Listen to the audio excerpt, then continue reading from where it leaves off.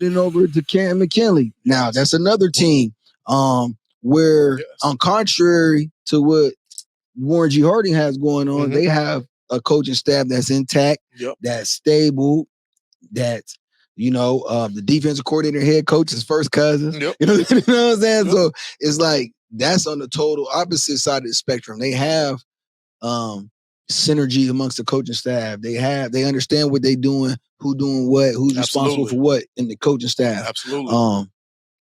Another time-honored program. Yeah. Another time-honored program. Yeah. But damn. Yeah. What's up with the pups? Hey. What's up with the pups? Are they going to be able to get over the hump? They got Dante McCullough, Nino Hill, Keith Quincy.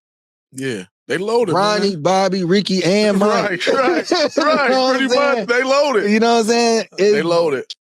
And they're another team like we talk about Cleveland Heights that's Division I. So they in the toughest division in the state of Ohio. I can't wait to see if they can or not, bro. Couple games, Canton McKinley, I'm interested to see them this year. I'll start like that. Right. Of course, Harding week 1. It's week 1. I think everybody paying attention to your community's team week 1. Absolutely. Week 3, correct me if I'm wrong, I believe they got Detroit Cass Tech coming to town. Detroit Cass Tech. Glen Oak and Massillon. Of course, Massillon week 2, I'll take Massillon back because that's week 10. That's pretty much the week before the playoffs. So I ain't going to say that. And that's such a rivalry game. Anything can happen in them type of games. Correct. But I'm interested to see them week 1, week 3, and then when they play Glen Oak. I felt like last year they had the talent. I feel like they was a year away as far as maturity as a team. The only reason why I say that is, bro, we researching. We may see them one week. We seen them against Harding one week, but them boy, they look good. And then you may read about them 2-3 weeks later, and they just didn't seem like they was there. And a lot of times that ain't based on what I'm saying. That's me reading the articles or talking to Coach Hall based on what Coach Hall is saying. I feel like this could be the year they got to be more mature and get over the hump. I feel like the only red flag I got about them is can they replace Keaton Brody in the sense of his leadership. He was a gamer. Keaton was a gamer. And then also you lose him as a quarterback. You lose him as a kicker. And I coach high school ball. Like, a lot of times your kicker ain't really made for them moments. You know what I mean? But when you got a guy that's your quarterback, that's the kicker, he made for the moment. And Keaton made a lot of big-time kicks for them boys last year in clutch situations. So, but I more so want to see, talked about the transfer portal. I heard they got a new quarterback coming in. So I'm interested to see how that is. But I know for sure they got the tailback from Glen Oak. Right. Shout out to Jamar Johnson. That boy's a dog. If you put him and Nino in that backfield as your 1-2 punch, you still got Keith Quincy on the outside, Dante McClellan on the outside. You got Big Dior Gardner leading the front 7 and leading the offensive line on offense. They check every box talent-wise. Right. So now it's just a matter of how much did they learn from last year? You know what I mean? And they ups and downs. How much did they learn? And then also how much did your coaching staff learn too? Because a lot of times we always saying that the kids learn. I am a coach. You got to look yourself in the mirror too and start with yourself in the offseason as far as what you need to get better. Whether that's how you relate to your kids, whether you need to be better in game planning, whether you need to be better in adjustments at halftime, Right. So I know for sure they got the right person leading them, Coach Hall. They got the right staff. Like you said, the synergy is high. Shout out Coach Hall. The synergy is high. They play for one another. So it's just a matter of seeing how much can they peak going into week 10. You never want to peak too early. I am interested to see them against Massillon in the sense of just seeing where they at in week 10 going into the playoffs. You know what I mean? But I'm excited to see them. They got a lot of talent, man. And speaking of that Massillon game, right, not to put the carriage before the horse, right? But how much do you think they expend on that Massillon game right before the playoff? A lot, bro. Now, the good thing for them, I'll take that back.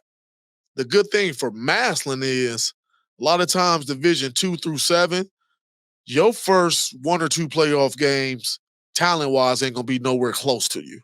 You know what I mean? So you're going to lose a lot in that week 10, but you're probably going to be okay in the first 2 weeks of the playoffs in D2 down to D7 because they go top 16 in each region. Right. D1, I'm pretty sure they go top 8. So I think it hurts Canton McKinley more, because it's Massillon, Canton McKinley. It's so much emotion. Like, how could you not? Like as a player and as a coach, how could you not expend so much energy and put it Absolutely. into That's that? the game. I think it's bad for Canton McKinley. Case in point, Canton McKinley, you could play Massillon and put everything into that game Saturday at 2:00, right? And then by the time the next day come and you wake up, they like, yeah, y'all got St. Ignatius. You like, what? Right. Which becomes a challenge for the coaching staff. And I know Coach Call can get them guys ready, but it's like, to answer your question, it's a lot of energy expended, man. Right. I just think back to like when we played Massillon, like one of the rivalry games when we played Massillon, we played Canton McKinley, and back in the day when you play any team in the old school SVC, Fitch, Ursuline, Mooney, Boardman, and that was a lot of energy. And like I look back on it, a lot of times, let's say you play Friday night, you come in Saturday. Man, it got to the point sometimes if we played on Saturday, coach might say, man, I'll see y'all Monday. If it's one of them type of games, because you exert so much energy. You don't want your kids to be around the game. Stay home. You know what I mean? Sit down. More so mentally, like I think to piggyback to the question, the point you asking me, mentally it takes so much out of you. Right. So I think it's tough, and I think in that game specifically, I think it's tougher for Canton McKinley because they go right into the Division I playoffs to where Massillon go into the Division II playoffs. Nothing against the playoff teams, but Massillon probably going to be the 1 or 2 seed playing the 15 or 16 to where you be one. Let's say you Canton McKinley. Let's say you 4. You playing the 5th seed. And you know and also to add which to that, Cleveland Heights or somebody like that. It's crazy. And to add to that is, how do you start to prepare for the play? Because locally, everybody's still talking about. They still you prepare. You trying to get your guys to prepare for the playoff game. And they still talking about the Massillon McKinley game. I think that just come down to coaching. You know what I mean? I think that come down to coaching. I got you. I think that just come down to coaching. You know what I mean? Who the staff is, because it's tough, bro. I mean, you just made a great point. It's one thing for everybody to be like, oh, yeah, the playoffs coming up. But in their community, in their households, in the school, in the hallway, people still talking about the Massillon game. Right, Last year, we ain't going to talk about specific. I know last year they had an incident at the game last year. We ain't talking about that because we ain't promoting negativity. But just to your point, that's all everybody was talking about till Wednesday or Thursday. Right. That's all everybody was talking about till Wednesday or Thursday, which I know as a child is easy for us to say they got to be focused, but they're kids. They're 14, 15, kids. 16, 17, 18. Kids, right. Think about yourself back in the day. You couldn't stay focused for a period in school, let alone trying to stay focused after a big game. And that's all everybody's talking about. That's not just a big game.